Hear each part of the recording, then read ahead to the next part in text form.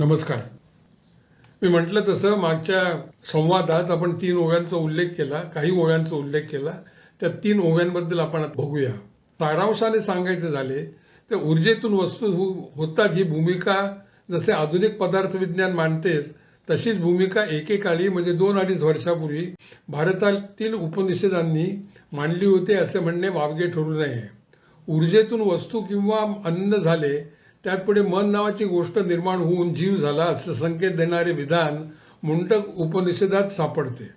प्रश्न जीवाचा असतो आणि तो जीव आपले निष्कलंक ऊर्जा स्वरूप विसरतो, शरीर मनाच्या भानगडीत अडकतो आणि स्वार्थापोटी वाह्यातपणा करतो. आणि त्या बाबतीत त्या जीवाचीही चूक नसते, कारण जगण्याच्या प्रलोभनांच्या, प्रजोत्पादनाच्या आणि त्या प्रजेच्या संगोपनाच्या भरात काय गरजेचे आहे आणि काय अतिरिक्त आहे हे भान त्याला राहत नाही. नीड अँड ग्रीड हे भान व्यवस्थित ठेवणे हे बुद्धीचे काम असते. ती बुद्धी माणूस नावाच्या जीवाला हेही सांगू शकते की कर्म अपरिहार्य आहे, विश्वाच्या वयाच्या तुलनेत त्याचे आयुष्य क्षणभंगूर आहे आणि शेवटचे आणि महत्वाचे मेल्यानंतर तो जीव आसमंतात विलीन होणार आहे आणि ऊर्जा स्वरूप होणार आहे. थोडक्यात विश्वाच्या अथांग समुद्रावर उमटलेली एक छोटीशी लाट म्हणजे तो जीव. तो जीव व्यवहारासाठी कसले तरी व्यक्तिमत्व आणि नाव धारण करत असेलही, परंतु तात्पुरतेच असते.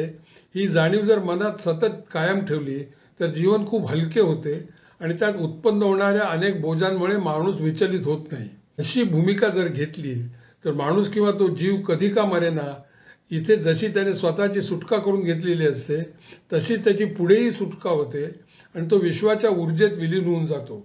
आदल्या प्रकरणातल्या विचित्र आणि थोड्याफार अविश्वसनीय कोष्टकाला दिलेल्या उत्तरात ज्ञानेश्वर म्हणतात, देह असो वा जावो, आम्ही ब्रह्मवस्तू आहो, दोरीवर सापाचा भ्रम असते दोरी सती. आम्ही ब्रह्म आहोत या शब्दाने बिचकण्याचे कारण नाही, कारण माणूस म्हणून जन्माला आलो असलं तरी मुळात ब्रह्म नावाचा चैतन्याचा गोळा होतो ही जाण महत्वाची. ओवीच्या उत्तरार्धात दोरी आणि साप ही सुप्रसिद्ध उपमा आली आहे. मुळात दोरीच असते, पण आपल्याला ती सापासारखी वाटते म्हणून आपण भीतो. तसे आपले आयुष्य असते.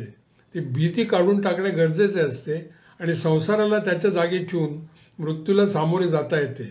पुढच्या 2 ओव्या म्हणतात, मी तरंग झालो की नाही याचे पाण्याला नाही भान, ते असते कधीही पाणीच.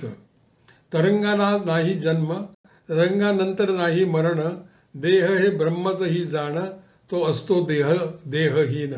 आणि पुढची ओवी म्हणते, शरीर तर झाले परंतु आडनावही नाही उरले, तर कोण कुठे कोठल्या काडी पडणार. आपले आडनाव महत्वाचे असते असे आपल्याला वाटते, विशेष करून आडनाव, कारण त्यावरून आपल्या जातीचा अंदाज लागतो. तो सगळ्या ओळखी पुसून जगावे असा निरोप इथे ज्ञानेश्वर देतात. अर्थात सगळे थोडंच असं स्वरूप होणार आहेत व बाकीच्यांचे काय होते तर त्यांचा पुनर्जन्म होतो. ती निबिड संकल्पना पुढच्या प्रकरणात आपण बघूया. पुढचं प्रकरण पूर्वजन्म.